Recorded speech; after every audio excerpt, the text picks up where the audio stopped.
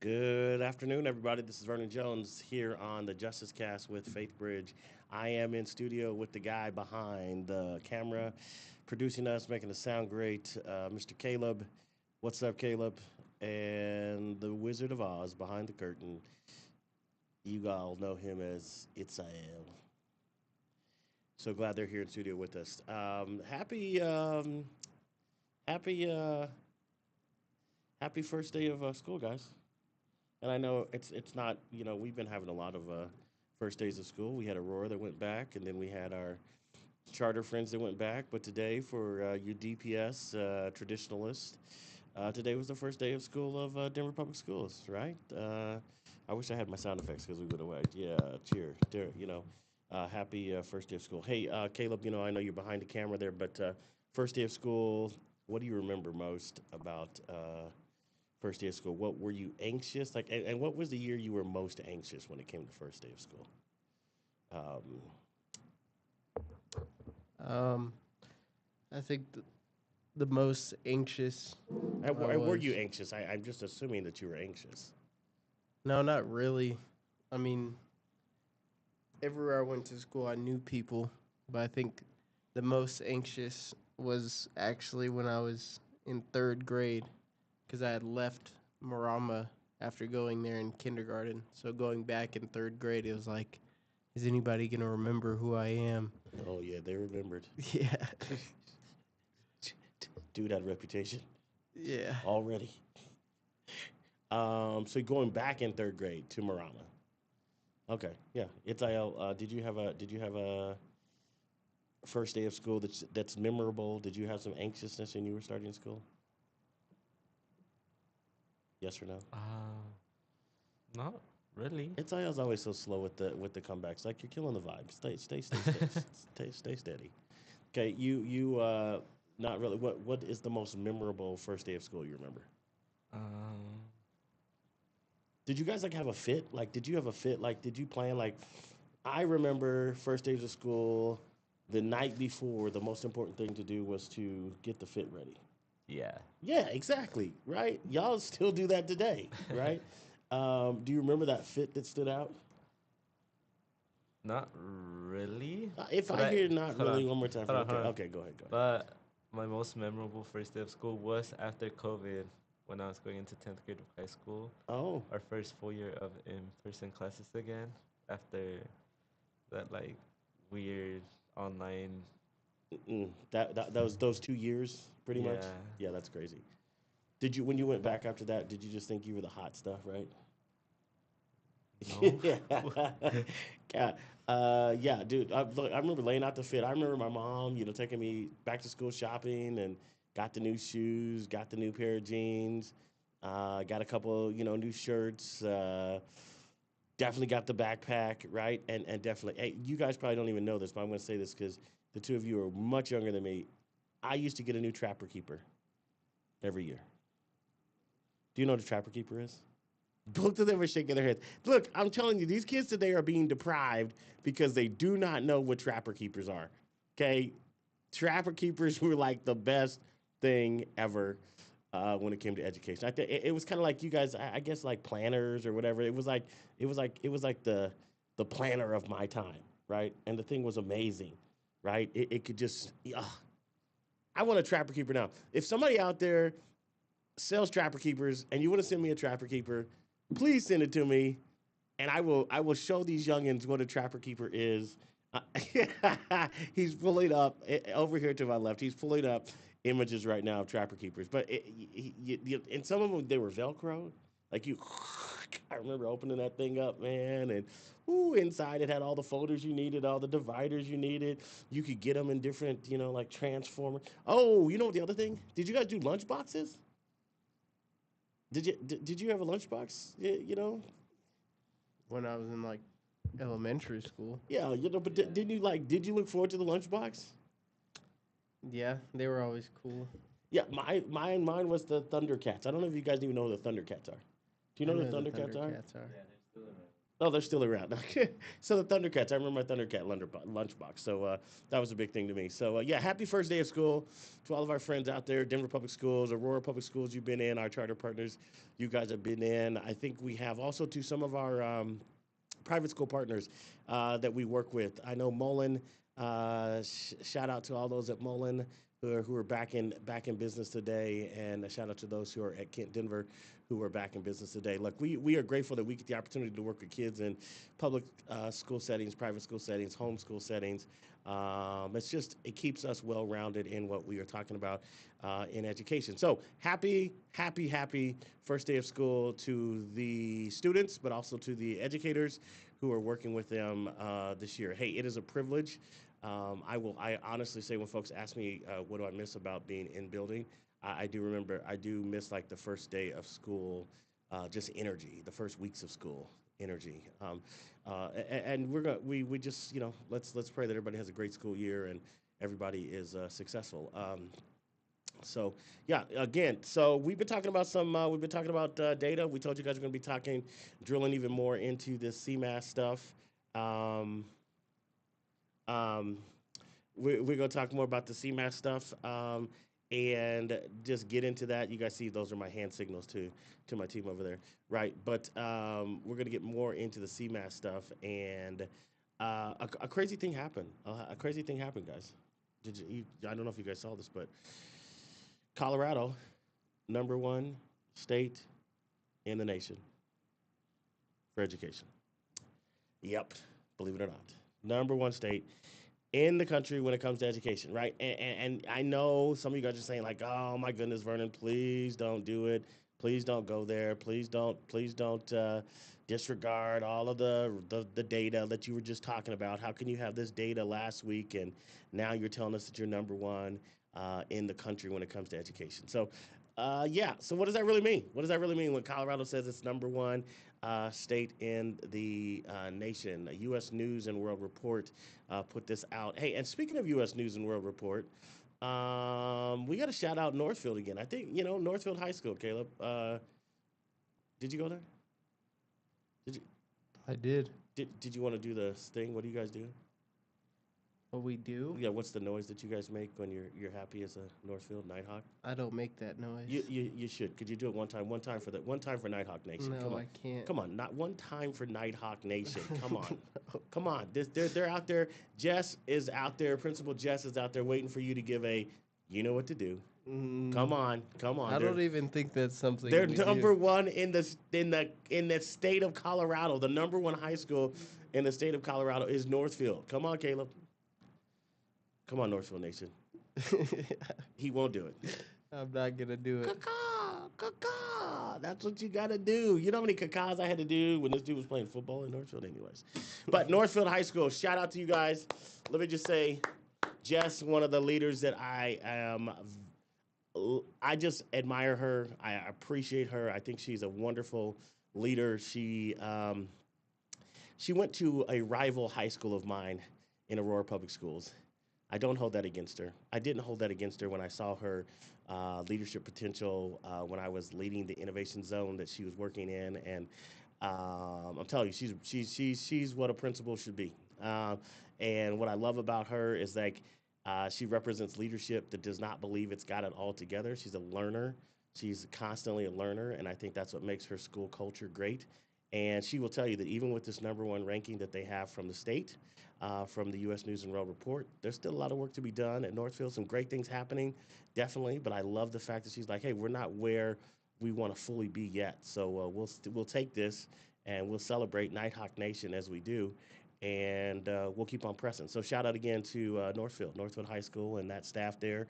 I know a lot of them, worked with a lot of them, and very proud of them. And to be a part of the Nighthawk family is a good thing. So the same entity that told Northfield that it was the best in the state is the same group that told us that we are Colorado the best in the nation. New U.S. News and World Report ranked us number one in education, and that shocked a lot of people and a lot of folks. They ran with it, man. Everybody who's anybody at all of your political friends put up their post Hey, we're number one in the state. Hey, we're number one in the nation. We're number one in the nation, right? They were celebrating, they were putting it out there, and then CMAS scores came out. Yeah, yeah. But let's talk about the differences really quick, and then we'll dive into this. Like, so Colorado number one in the nation. There's some great things going on. This is what I think. Look, Colorado, y'all know it's my state, right? Denver 5280, 303, right? I'm all about that. You're never going to get me to talk bad about the state that gets 300 days of sunshine. You're not going to get me to talk bad about Colorado. Love the space, born and raised, and I will always celebrate Colorado. So there are some things definitely to celebrate, but I think when we can celebrate and at the same time understand that we still got a lot of work to do, just like Jess is demonstrating over there at Northfield High School. So Colorado ranked in this U.S. News and World Report. They ranked number 3 in higher education, number 9 when it came to pre-K 12 education. And so you combine all of that, and it gives us our overall education ranking, right? And when you look at the U.S. News and World Report, the things that it was looking at was like preschool enrollment, right? So we see that the governor and state leaders and everybody else has worked very hard to get us to a universal preschool approach here in Colorado, which is great because it's giving more young people access to early beginnings, early excellence. And so we are very much excited about that. The report also, U.S. News and World Report, talked about graduation rates. It talked about how we did on the NAEP, right, which is the National Assessment of Educational Progress, or what a lot of folks call the nation's report card. It talked about college readiness, and it talked about higher education attainment. So when it talks about those things, right, it talks about those things. Yes, Colorado is at the forefront. We are definitely number one in those categories where we see a lot of things happening, right? Um, the major expansion of universal preschool was huge, right? And let's not underplay that, and let's celebrate that.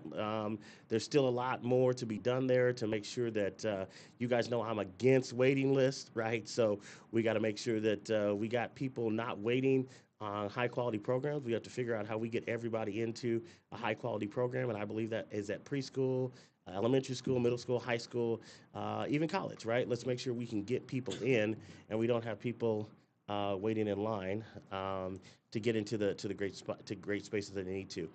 Stronger higher education, and I heard one of our friends, Van, who was on which podcast was that? Board Hawk, right? He was on Board Hawk, and he was talking about this, and he made some great points about when we're talking about the highly educated adult population of Colorado when it comes to higher education. We're talking about some imported stuff that these are folks who've moved here, and we're kind of getting credit for that too. So let's also look at that.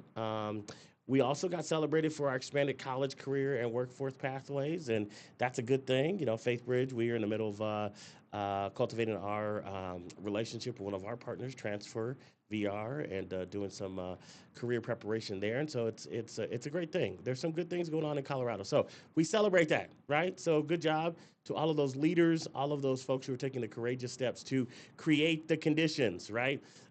We believe that when it comes to our model, then we talk about governance. Those who are governing the system, one of their responsibilities are to create the conditions for young people to thrive. So I want to salute our elected leaders from both parties, our elected leaders from all parties, our school board people, our state people, our city people, our commissioner, everybody who had anything to do with us getting to where we are, to where these conditions are looking to create the reality where all children are thriving. And we know that the data will tell you, and we look. That's when we get back to the CMAS. Why aren't all kids?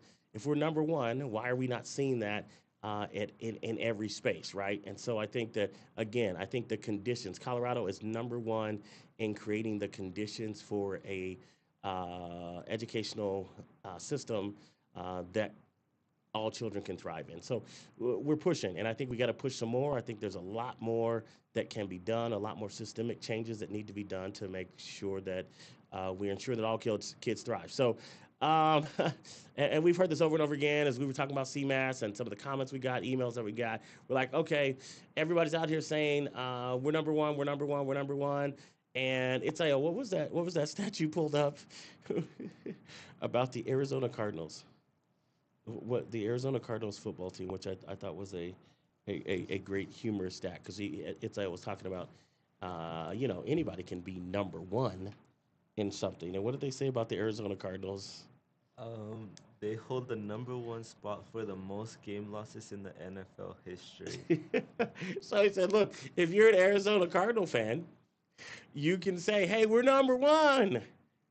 Nobody has lost more games than the Arizona Cardinals. So hey, let's celebrate. Hey, they're number one, and I don't think that's what we're trying to say here, and that's what we want to make clear. Is that I don't think people are saying, "Hey, we're number one at being the worst," right? That's not what we're saying. I think again, I think people are saying we're number one in creating the conditions so that all kids can thrive, and simultaneously we can answer the question: are all kids thriving? And we can say no.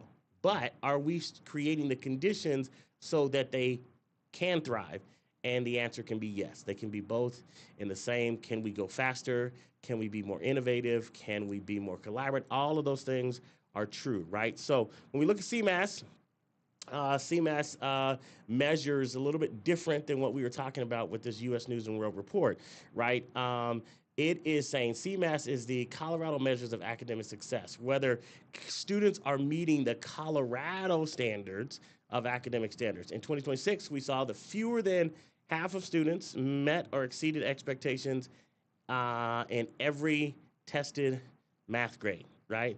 Fewer than half of students. In English language arts, range roughly from 41 to 50% were meeting or exceeding expectations, right? We said this the other day. There's been progress, particularly in math, that we do acknowledge, we have acknowledged, but the results tell us that being better than other states is different from having the most students academically meeting expectations, right? And so again, we talked about what Van and some of our partners, Alan and Alexis, were saying over there on Board Hawk the other day. Um, there's a lot underneath the data, right? That folks need to pay attention to. There's a lot underneath the data that when we looked at the NAEP rankings, I think they said we were 17th in fourth grade math. We were 14th when it came to eighth grade math. Um, and this is the thing that the ugly truth that is not often talked about. It's Caleb, is that the data looks substantially worse when we disaggregate that data. So, meaning that when we dig deeper and we look at student groups, subgroups of students, we see that the same stuff that we've been talking about for the longest time is that black students, brown students, students with disabilities, students with special education needs, we see that those kids are doing far worse than their peers. Mm, yeah. So you look at this. That's the truth. So the accountability question we look here is averages can look strong while a particular group of students experience very different outcomes. So while we can see the average, right, we also need to be able to dig deeper and look at the disaggregated data and say, okay, well, how are these student groups doing? How are let's say Latino boys like like Itzael here or our black boys, young men of color like Caleb, and say, how are they doing, right?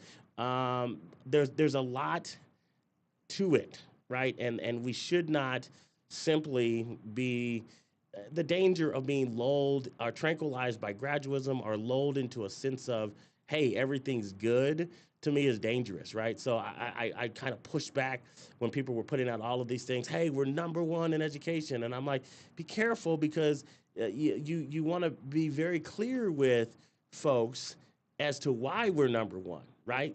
Because you don't want them to think, hey, we're number one and there's no more work to do, right?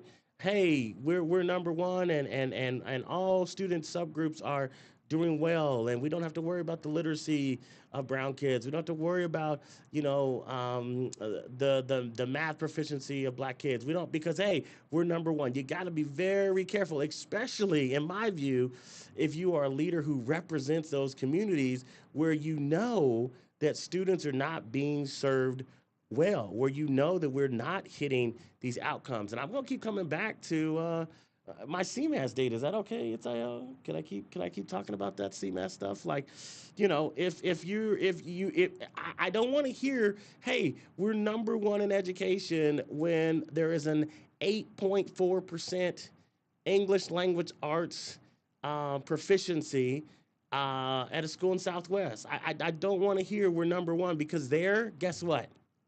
We're not number one. There, right there, kids are not receiving everything that they need to thrive, and kids deserve to thrive. And so I don't want to hear, hey, we're number one. Look at this, Itzael. Number one. I don't want to hear, hey, Colorado's number one, when I'm looking at CMAS outcome data right now that says a school has a student proficiency of 4.6 in English language arts. That same school, 6.3% in math, right? And I told you before, as we share this data, I'm not beating up on schools, I'm not beating up on kids. I'm telling you that the ecosystem that is around these schools has to realize that it must do differently to help these schools be successful. Because again, and our compact, our education compact, we talk about, okay, it requires governance, it requires leadership, it requires practitioners, it requires families, and it requires a beloved community, right? All five of those things are necessary in order for a school to be successful, for a school to maximize what it can do and should be doing for students, so that students thrive by design. When I see data that is at that level, and I'm talking about, like I said, the 4.6 and the 6.3%, what triggers to me is, what are we doing? It's like, oh, look, bro, you hear that data, and Caleb, you hear that data. What's like your initial gut? What's your initial gut when you see that stuff? Do you feel like, I mean, you're upset. That's in, so I'm gonna come pick on my part of the hood, but that's in your hood. This is what I'm talking about. This is in your hood. Like, how do you feel when you see that data? Like,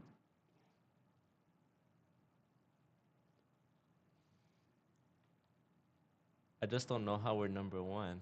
I don't know how that makes sense with like kids not being able to read, write, do math properly, but we still call ourselves number one and celebrate something that not everyone's living.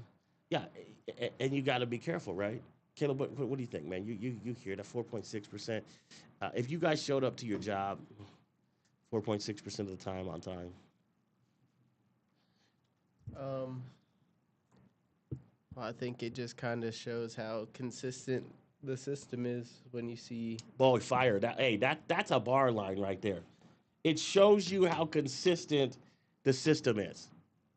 yeah, because you see, even on, we're talking about the state, but you see at the district level with DPS, they celebrate the same data.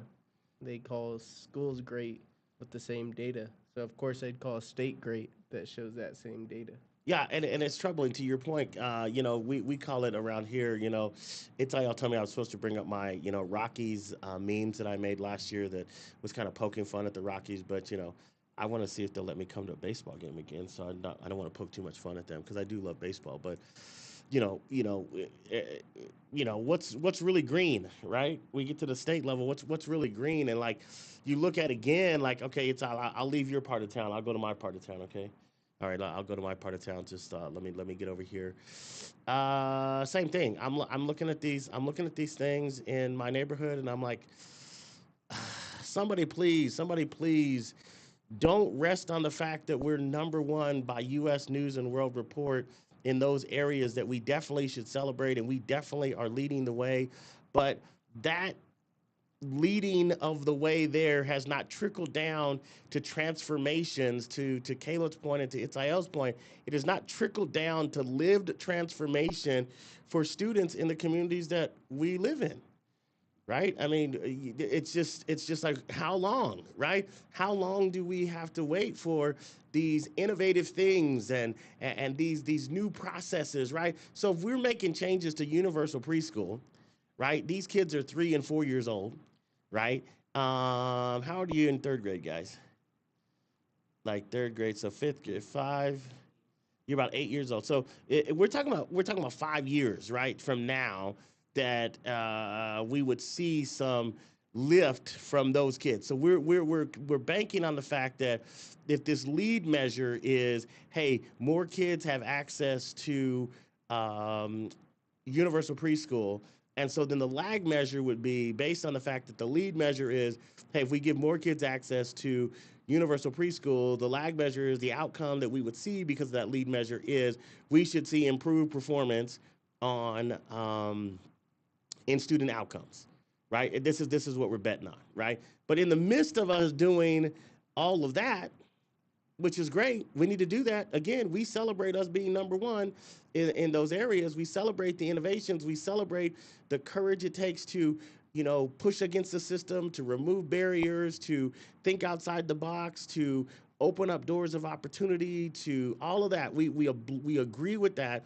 And at the same time, we say, where is the urgency to solve for the kids who are already in the system? And to Caleb's point, where is the urgency to deal with the fact that the system is consistent in its failing of the same kids in the same community, in the same schools, and we can see it when we look at this data.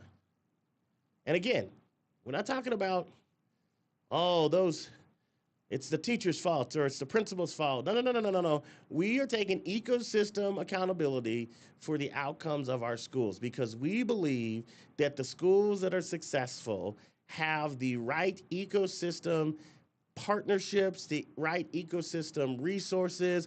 They have everything that they're supposed to have to be successful. I mean, I made that claim. I said, I guarantee you that the ecosystem at what was our school, Polaris, 94% proficiency in English language arts and 91% proficiency in math. I said, I guarantee you that if we evaluated it, there's less struggle. Notice I didn't say that there's no struggle, but there's less struggle in the ecosystem that is supporting a Polaris versus the ecosystem of the school that I mentioned in South West Denver or the school that I mentioned in Northeast Denver, right? So we believe that it requires an ecosystem, an intentional ecosystem approach, because to Caleb's point again, the system is designed to get the results that it has always gotten for those kids and those families in those neighborhoods, in those schools forever by design. Am I right or am I crazy? Which one's going to say I'm crazy? I'd say you're right. How frustrating is that? It's where'd you go to elementary school? I know where Caleb went. I know where Caleb went to like 5 middle schools. I mean 5 elementary schools. Jeez Louise. But okay, for one school, one of Caleb's schools he went to, last year 16.5% in English language arts, 12.7% in math, and this year they are 18% in English language arts and 13% in math. What the what? They need some support. And I know for a fact that when Caleb was attending that school, that was not the data. But what I also know for a fact is that the ecosystem that was around that school changed dramatically. And because the changes around it and the changes within it, I believe that those are contributing factors to the fact that we do not pay attention to the core that has to be maintained in order for schools to be successful. Where'd you go to school? CMS Community School. Does that still exist? Yes. We closed some schools, so I know, but that one still exists. It does. It does. Yeah. What street is that on? It's No, I know I saw a video that we did. You got to, that's the Charles M. Yep. Yeah. You look at that. I mean, you look at their school. You look last year, 18.8% in English language arts, 21.3% in math. This year, look at this. This year, 10.4% in English language arts. 10.4%. That's a drop. And then a drop in math, 18.8%. Right? Would you say that the school, that the ecosystem around that school has changed from when you were there? Like, so when you talk about, okay, we know the governance has changed. We know that the same people that were governing the district are not on the board anymore. So we know that's changed. You've got a new superintendent from when you were going there, right? Let's look at the principals and educators. Has that? Do you think that have they've changed? Yeah, there's been two principals Okay. So since there's been some change there. There's been change in leadership. So there's probably been change in some instructional strategies and all that kind of stuff, right? And then you talk about families. When you look at the neighborhood, families have changed. You think? a little, yeah. Yeah, there's been some family change. And then you look at the overall neighborhood, the overall beloved community around that community. Has it changed? Yes. Exactly. So there's you go. Itzael's school that he went to is proving our point around the schools are successful when it has all of this stability within their ecosystem. There's something to be said about, to Caleb's point again, the system by design creates instability in certain communities.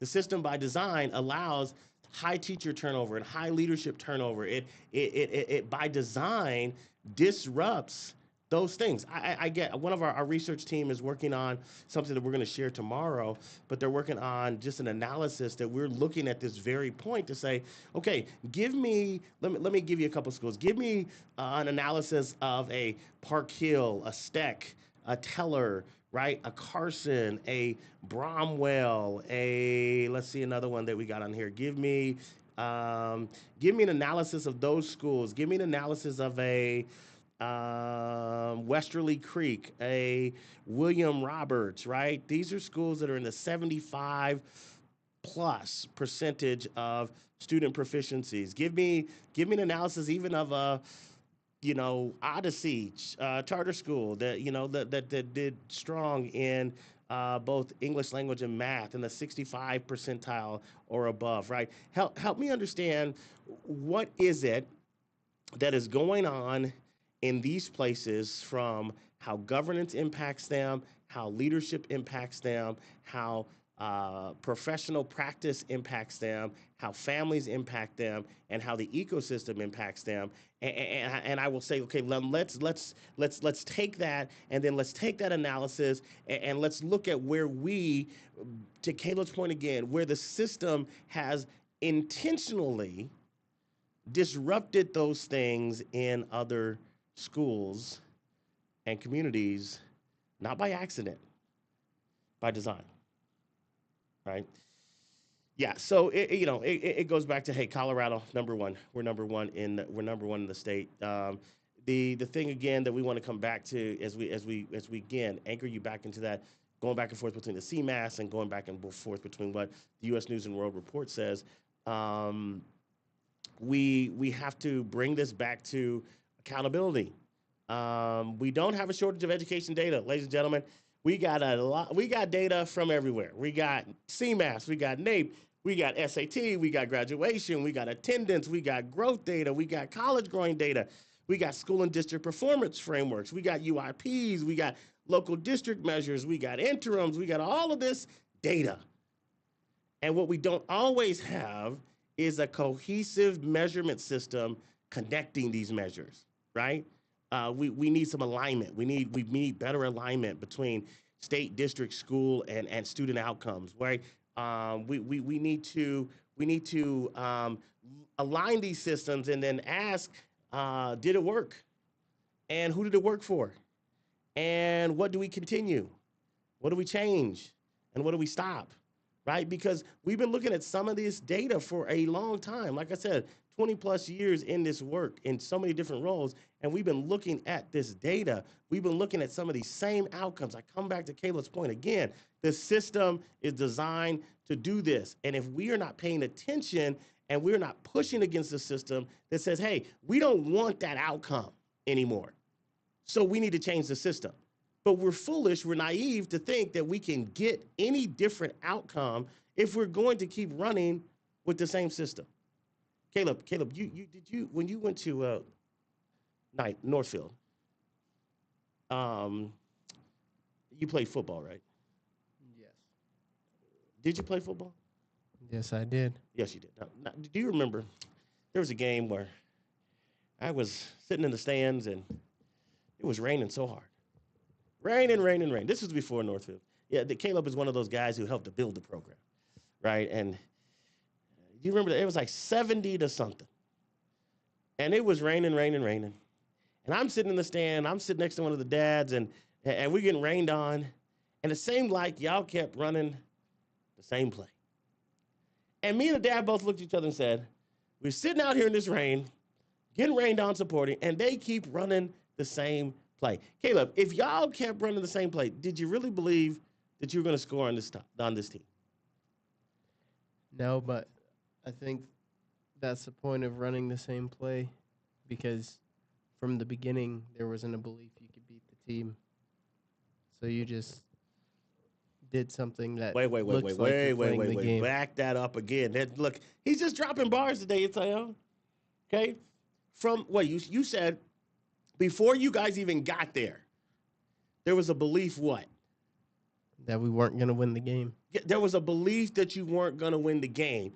So you just said we were running the play to make it look like we were playing the game, but in reality, we did not believe that we could win. So we weren't even, I don't want to say trying, but you weren't using everything that was available to you. Exactly. Me and the dad kept saying, why don't they pass the ball? The other team's passing the ball, and the other team's pretty successful. Have put 70 points up on the board. We're like, come on, why don't they pass the ball? So, I don't know. I just look at this and, I look at this and say, I questions, statements on YouTube. We see, we got to be better for all kids. And I think, like to Caleb's point, like, boy, Caleb, you don't even understand what you open right there. If you don't believe that young people can be successful, then get out of education. If you do not believe that black and brown kids are just as brilliant as privileged, affluent kids, white kids, then get out of education. I'll say it. Nobody else will tell you because they're worried about your protections or whatever. But what I'm worried about is kids. If you are just like Caleb's coach at that time, not the same coach that currently exists in Northfield, that's why they're winning, right?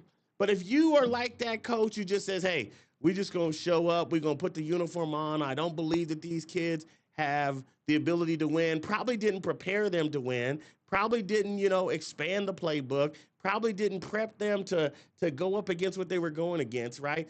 If you do not believe that black and brown children, if you do not believe that all children in any district, in any school that you are in can be successful, then I want you to please promote yourself to another opportunity.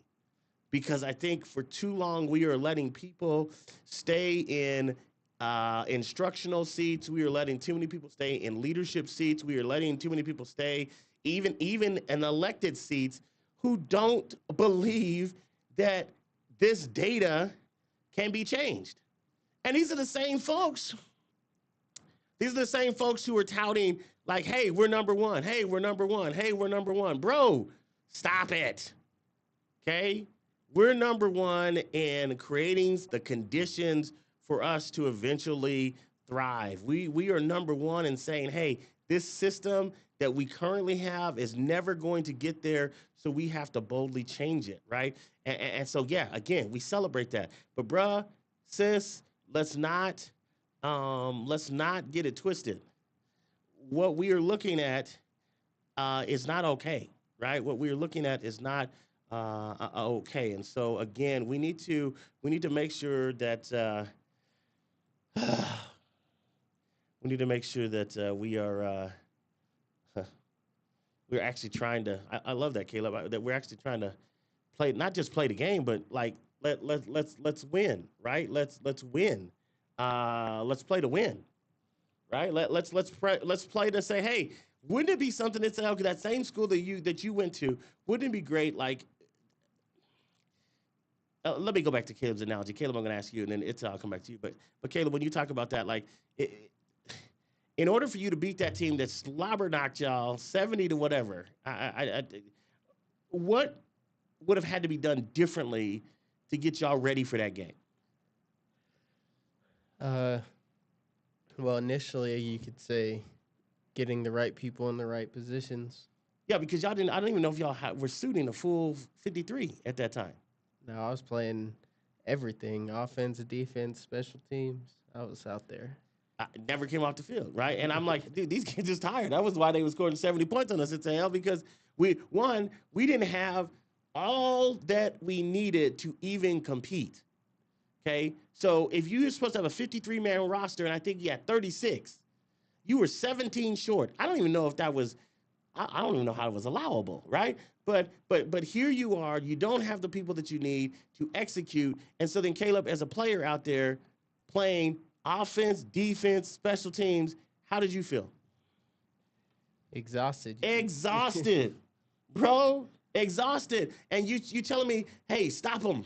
And you're like, I can't even catch my breath, right? So this is the thing we got to understand. Like in these schools where there's so many things, again, this goes back to our model, right? Where there's a gap, right? And we continue to allow these gaps of staffing. We continue to allow these gaps of funding. We continue to allow these gaps of whatever to exist in certain places because we don't have supplemental money. We don't have supplemental partnerships. We don't have all this kind of stuff. We allow those gaps to persist. And this is what you do. You exhaust teachers, you exhaust school leaders, you exhaust students, and ultimately exhausted teachers and exhausted leaders produce exhausted students who cannot perform because the ecosystem around them is not everything it's supposed to be. It is a disservice, right? It's a disservice. It's IL. I mean, it's just like disservice. It's IL he plays soccer, right? Yeah. Yeah, he plays soccer, and you understand this too from a soccer standpoint, right? A soccer team has how many on it? You have 11 on the field. 11. You have 11 people on the field. If it's IL's out there, you have 10 good ones, and it's IL, right? that's that's the reality, right? You try to play soccer 8 to 11, you're probably getting scored on a lot. I don't think that's allowed. Well, if you get a couple red cards Yeah. and you're playing 3 man down, you can play 3 man down if you got 3 red cards. See, look, come on, how do I know more about soccer, right? So if you're playing 3 men down, the chances of your 8-man team beating an 11-man team that is fully resourced, fully prepared, is slim to none, right? And that's what we're doing right now in local education. And we have to fix that because Colorado being number one nationally recognized by the U.S. News and World Report, that's a great thing. And simultaneously having concerns about the CMAS results, those, as we said, are things that can both be true because they measure different things. The question for us is not whether the U.S. News is right or that CMAS is right. The question is whether Colorado has a cohesive measurement system capable of putting these pieces together and telling us whether our education system is actually improving outcomes for every student, right? The fundamental question we talk about when we talk to our partners about school improvement, are children thriving?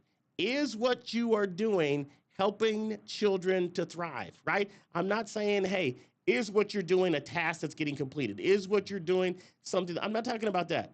I'm asking, are you sure that what you are doing is the right thing to be doing at the right time to ensure that children are thriving, right? We have many ingredients in Colorado here to legitimately be the number one education state in the country. We legitimately have the ingredients here in Colorado to legitimately be the number one education state in the country. And the question remains, why then are those advantages not translating to all children thriving in Colorado right now, right? I draw back to Dr. King, and you guys who work on my team hear me say it all the time. Dr. King gave a speech that talked about waiting, right? And he says in this speech, for years now, we've heard the word wait, and he goes on to say, usually what that wait meant is never, right? And so I'm frustrated because I think sometimes that's what communities that have been, to Caleb's point, systemically failed by design have heard the word wait, and what that has sadly meant is never. I mean, there are things that we did in our Do Justice video where we interview people who are now working with us as retired educators and working with young people on our team who were students of Denver, we're students of Aurora, we're students of Cherry Creek, right? And some of the things that they were told then as students of color that would be the reality, that would be the transformations back when they were students, those are still things we're fighting for. And we're talking about 30, 40 years later. And I don't think we have 30, 40 years left, we don't have 30 to 40 years to get this thing right. There has to be a sense of urgency that says, right now, we have to do right by all kids. What has been designed can be redesigned, right? And again, I get it. Elected leaders, celebrate this. Celebrate the fact that we have the ingredients here. Celebrate the fact that we've made some progress here. Celebrate the fact that we are pushing the system to redesign itself. We should definitely do that, right? But again, the accountability issue comes when we celebrate the ranking without fully explaining what it measures to people. We have to explain that clearly to folks, because if you don't, you do a disservice to all of the hard work that is being done to ensure that people understand there is still a fight on our hands. Kids are still not reading at grade level. Kids are still not doing math at grade level. Kids may be graduating at higher ticks, but they are not um, at the level of academic proficiency that makes them ready for college. You know, we have to be responsible for the public CMAS data. We have to be responsible for the NAEP. We have to be responsible for the achievement gaps that persist. We have to be responsible for all of this data that tells us the rest of the story, that gives us a full picture on what's happening with young people. So, you know, I love this. I love this. One of our research team folks wrote this quote, so I don't take credit for it. They wrote it, but it says, "Don't change the definition of success based on which numbers look best." I love that, right? We cannot sit here and redefine success simply to push an agenda, to put a feather in our cap, to say that, hey, on my watch, boom, boom, boom. No, don't change the definition of success based on which number looks best, right? You can't just say, hey, ooh, we don't like what CMAS says. Ooh, throw that away. Ooh, we don't like what our uh, internal benchmarks say. Ooh, hide that. Ooh, we don't like what PSAT says. Oh, we don't like what the SAT says. Ooh, but we do like that right there. And so let's run with that, and let's tell people that that's it. We are good. Nah, that's dangerous, right? I can go to the doctor. The doctor does all the examinations, and if I look at it and there's some data I don't like, I can't just say everything's fine because I like that data right there. I'm 5'6 3/4. I like that height. Okay, whatever it's okay.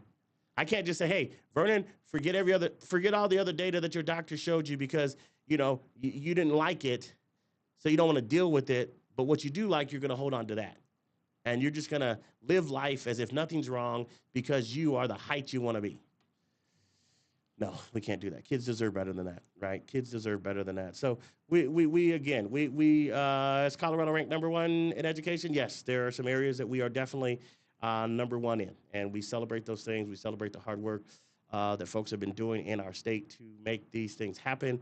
And simultaneously, we understand that there is still plenty of work to be done, right? There's still plenty of work to be done. We celebrate a graduation rate for the state that's 85.6%. That was the class of 2025. We celebrate that. That's good that more kids are graduating, more kids are completing the coursework that is assigned to them in our high school, right?